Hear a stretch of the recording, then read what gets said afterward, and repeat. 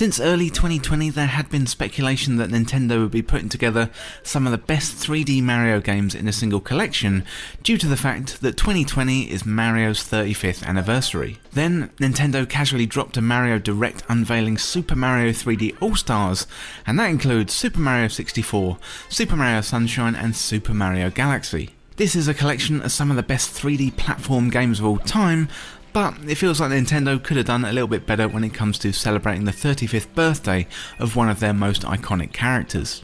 Super Mario 3D All-Stars, on the face of it, is a wonderful collection.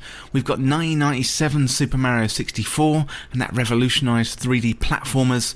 We've got 2002 Super Mario Sunshine, which improved on many of Super Mario 64's mechanics and added the new flood system. And finally, we've got 2007 Super Mario Galaxy, which is an absolutely wonderful and magical experience. However, when brought together in this collection, for some reason, it doesn't feel as good as it could be. But before I get into these shortcomings, let's have a look at the games first. First of all, we've got Super Mario 64, and it stays pretty true to the original game with some graphical upgrades on Nintendo Switch. The game stays at the original aspect ratio and runs about 30 frames per second, and it plays just like the Super Mario 64 I remember. I got this as an import from Hong Kong in the UK back in the day before the internet was widely available, and I still remember playing it over and over as a teenager. Super Mario 64 holds up pretty well, albeit with a few camera issues, and that even may be true to its original form.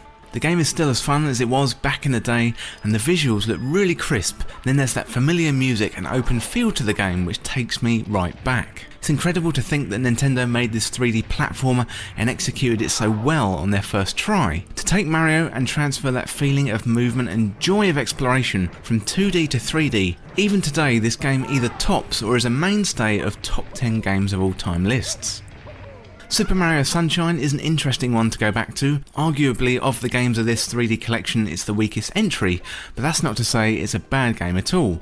Just when you compare it to two of the greatest games of all time, the flaws are much more obvious. Nintendo introduced the flood system into this game, allowing Mario to spray water, attack and move in new ways. It's still a fun adventure, with many of the characters this time given voice lines, and there's a significant graphical upgrade over Super Mario 64. Gone are the polygons and the sharp edges, and this one is much more closer to the visuals of Super Mario that we know and love today. Super Mario Sunshine didn't manage to live up to the very high expectations set for it by Super Mario 64, but it's still a good entry in the overall history of Super Mario games. If you're coming to this fresh and have never experienced Super Mario Sunshine, then it's still worth playing through. Super Mario Galaxy, on the other hand, is much more like it and perhaps one of the most ambitious Mario games in the series. This port onto a Nintendo Switch looks absolutely beautiful and has stood the test of time, with it being a 13-year-old game. Motion controls are mixed with traditional controls, and Mario is taken to a new level with the ability to explore the cosmos. Mario can navigate little planets, and the sense of gravity, exploration and space is turned on its head. Nintendo really innovated here and elevated Mario to a new level after the semi-lackluster showing of Super Mario Sunshine. This game is an absolute joy to explore from start to finish, with Nintendo trying out new ideas all the way through. The gravity and Mario's traversal across the planets and moons is truly something to behold. Super Mario Galaxy is the one that I keep coming back to time and time again in this collection. Its story, the graphics and the music, they're all wonderful, and perhaps one of Nintendo's greatest achievements in the long history of making amazing video games. The only tricky thing here with porting this one to Nintendo Switch is the motion controls, and this game was designed with the Wii Remote in mind, and you can use a combination here of the motion controls and the Pro Controller, or in handheld mode by using the touchscreen. It's a great experience going back to all three of these titles, however, it still feels like Nintendo could have done more for the 35th anniversary 3D collection.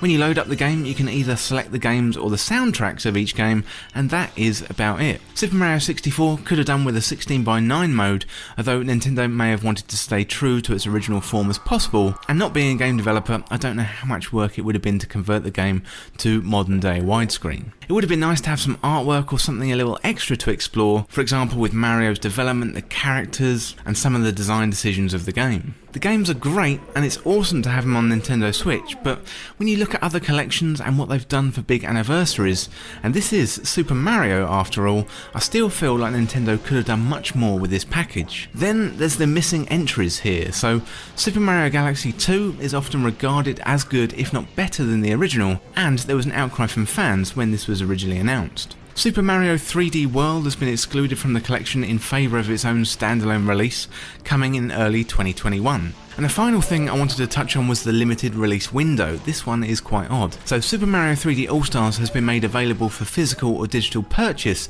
until the end of March 2021. After that, it's going away. This seems a little bit weird, although Nintendo could have been wanting to commemorate the 35th anniversary with a kind of had to be there collection. It does feel like a strange move, as many people could discover this collection after the fact. You know, I immediately pre-ordered the physical collection because I want to kind of keep it. I don't normally go for these types of things, but with it being a Mario collection, I just had to order it. It's not something I normally do, and this one has already shot up to the 3rd best-selling game of the year in 2020, meaning Nintendo once again has struck gold, hot on the heels of their earlier success this year with Animal Crossing New Horizons. This is a collection of some of the best 3D Mario games out there, with Super Mario 64 and Super Mario Galaxy being near perfect games. Super Mario Sunshine is an interesting one that's worth playing, but if you've never experienced Super Mario before Super Mario Odyssey on Nintendo Switch, then it's definitely worth checking out this collection and understanding how we got to modern day Mario games. It would have been great for Nintendo to celebrate this collection a little bit more in-game,